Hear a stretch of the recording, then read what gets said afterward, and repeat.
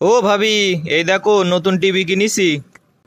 তুমি নতুন টিভি কিনেছো তো আমার দেখাছো কি জন্যি? তুমি নতুন টিভি কেনো কিংবা মোবাইল কেনো তা আমার কি? কেন, কালকে যে একটা মেয়ে নিয়ে ঘুরতে গেলাম তা যে সবার কাছে কয়ে দিলে। এই কি ব্যাপার, রুটি থেকে মলমের গন্ধ আসতেছে কেন? আর বলো না, রুটি না পুড়ে গিলো, এই জন্যই মলম লাগাই দিয়েছি। শোনা, আমাদের রিলেশনের তো অনেক দিন হয়ে গেল, চলো এবার বিয়ে করি। আরে না, আমি বিয়ে শাদী করতে পারবো না, আব্বা মারবে নে, আর আমারও কোনো বিয়ের বয়স হয়নি। কিস্তিতে একটা বাইক কিনছিলাম, কিস্তি দিতে পারি নাই বলে কিস্তিওয়ালা বাইকটা নিয়ে গেল। আরে তুমি চিন্তা করো না, আমার সেন্টার নিয়ে যাও, যে তুমি গাড়ি ছাড়াই নিয়ে আসো। কি বলো, তুমি আমাকে এত ভালোবাসো, তোমার স্বর্ণের চেনটা আমাকে দিয়ে দিচ্ছ? আরে ওটা তো স্বর্ণের চেন না, ওটা সিটি গোল্ডের চেন। আচ্ছা বেবি, কতই না ভালো হতো বলো, পশুর ডাক্তার আছে, মানুষের ডাক্তার আছে, যদি ফলেরও ডাক্তার থাকতো। কেন, ফলের ডাক্তার কি হবে?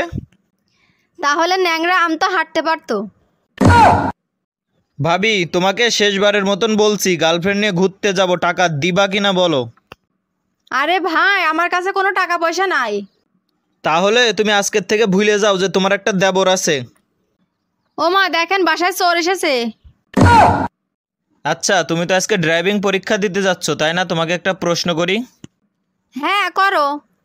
আচ্ছা বলো তো, রাস্তার মাঝখানে উঁচা উঁচা ঢেউ ঢেউ দেখলে কি করতে হবে? ওটা দেখলে গাড়িটা স্লো করতে হবে, আর বুঝতে হবে যে রাস্তাটা প্রেগনেন্ট হয়ে গেছে। আপু, তোর জন্য না একটা ভালো খবর আর একটা খারাপ খবর আছে। আচ্ছা, আগে খারাপটাই বল। তুই যদি পরীক্ষায় ফেল করিস তাহলে তোকে বিয়ে দিয়ে দেবে। কি বলিস, তাই নাকি? আর খারাপ খবর? তুই পরীক্ষায় পাশ করছিস আর আমি ফেল করেছি।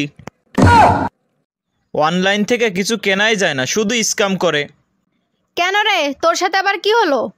আরে আমি একটা 3 পিস অর্ডার দিছিলাম, 3 পিসটা দিছে কিন্তু মেয়েটাকে দেয়নি। আমার ছোট বোন আমাদের বাড়িতে গেছে, চলো আমরাও যাই। আরে আমার শরীরটা একদমই ভালো না। যাওয়া আসার খরচ, মিষ্টি কেনার টাকা সব আমি দেব। তাহলে চলো, 4-5 দিন বেশি থেকে আসপানে। কি ব্যাপার, তুমি কি লুঙ্গি পরে মার্কেটে যাবা নাকি? আরে প্যান্ট শার্ট পরে গেলি মার্কেটের লোকজন ভাববে আমি মেলা টাকার মালিক, দাম বেশি চাবে, আর লুঙ্গি পরে গেলি দাম কম চাবে, বোঝো না তো? এই যে বাবু, এই যে কিচেন রুমটা দেখছো না সোনা, এটাই আজকে থেকে তোমার রুম, তোমার দায়িত্ব আজকে থেকে এটা গুছায় রাখা, মুছে রাখা, এগুলাই তোমার কাজ, বুঝছো?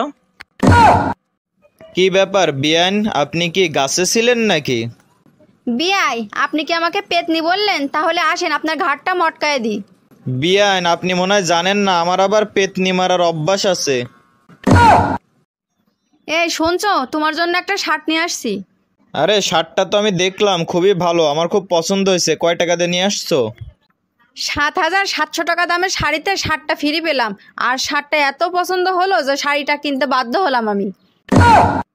এই তোমার উন্নাটা দাও তো, একটু হাত মুছি। আরে না, উন্নায় হাত মুছা যাবে না, উন্নায় হাত মুছলে সতীনের ঘর করা লাগে। এসব উল্টা কথাবার্তা তোমাকে কে বলেছে, হ্যাঁ? আরে আগেকার দিনে মুরব্বীরা বলতো। তাহলে তো আমি এখন থেকে তোমার উন্নাই হাত মুছবো।